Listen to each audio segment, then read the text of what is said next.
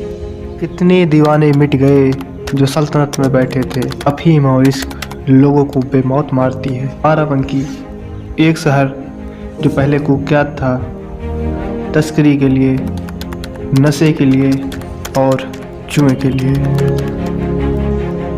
और वजह थी अफीम यानी ओपियम।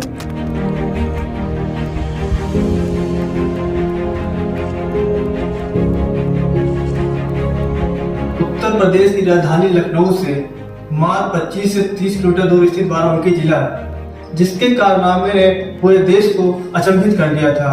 बाराबंकी में एक बात तैरती रहती है कि यहाँ के लोग एक बार बोरे में रुपए लेकर हेलीकॉप्टर खरीदने के लिए गए थे, जब रुपए की कीमत लोगों के लिए बहुत अधिक हुआ करती थी।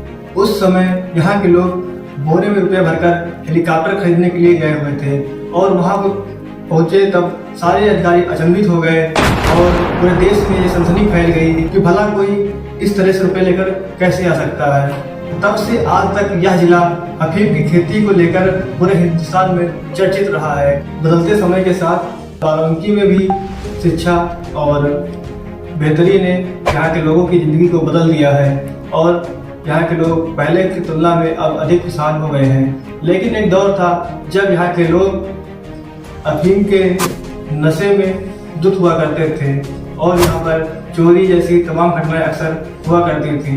बाराबंकी में एक चीज़ बहुत आम है, जिस तरह से दारू पीने वाले को दारूबाज कहते हैं, जुआ खेलने वाले को जुएबाज कहते हैं, उसी तरह से मदक का सेवन करने वाला या मार्फिन का सेवन करने वाले को माफियाबाज कहा जाता है।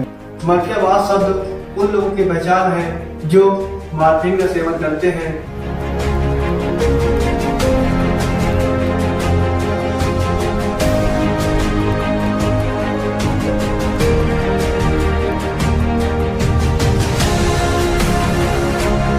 इस अफीम के द्वारा तैयार की गई मार्फिन हिंदुस्तान में तस्करी का एक विषय वस्तु है, जिसका पूरे देश ही नहीं विदेशों तक तस्करी हुआ करता है। बाराबंकी जिले का तस्करी गिरोह कुछ वर्ष पहले तक मार्फिन से जुड़े हुए अक्सर पाए जाते रहे हैं।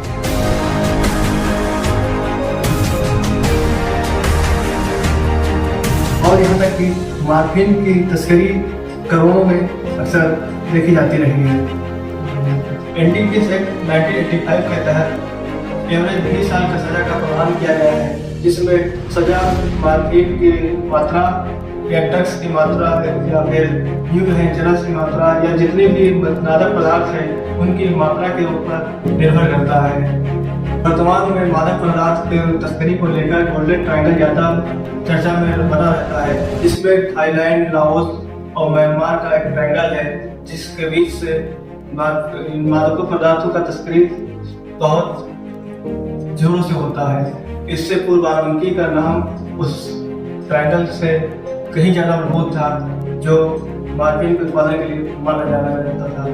लेकिन सरकार के पहल के द्वारा इसको कम किया गया है और उन किसानों को चिन्हित किया गया है जो किसान ईमानदारी से अफीम गोद को जमा करते हैं और उसका मानक होता है। उस मानक के आधार पर उनको लाइसेंस दिया जाता है, जिससे अब जिले में मार्फिन की जो लत फैली हुई थी वो कम हो चुकी है और बाराबंकी जिला वर्तमान में शिक्षा और स्वास्थ्य के दम पर दम भरता है। मुर्शद के सामने ही अक्सर परिंदे ले जाते हैं मोहब्बत। इस और अफीम की रखवाली आसान नहीं होती। स्वापक औषधि एवं मना प्रभावी पदार्थ नियमावली 1985 तहत narcotic drugs and psychotropic substance rules 1985 के अनुसरण में केंद्र सरकार द्वारा हर वर्ष भारत का राजपत्र द गजेटेड ऑफ इंडिया जारी किया जाता है, जिससे दो तरह से अफीम की खेती की जाती है। एक होता है CPS अर्थात कंसंट्रेटेड पॉपी स्ट्रा और दूसरा होता है अफीम गोंद। CPS में पॉपी को ही जमा कर देते हैं, जबकि अफीम गोंद में यहाँ पे पॉपी में चीरा लगाते हैं और उसमें से अफीम निकलता है, जिसे सुत्ती की सहायता से इकट्ठा कर लिया जाता है।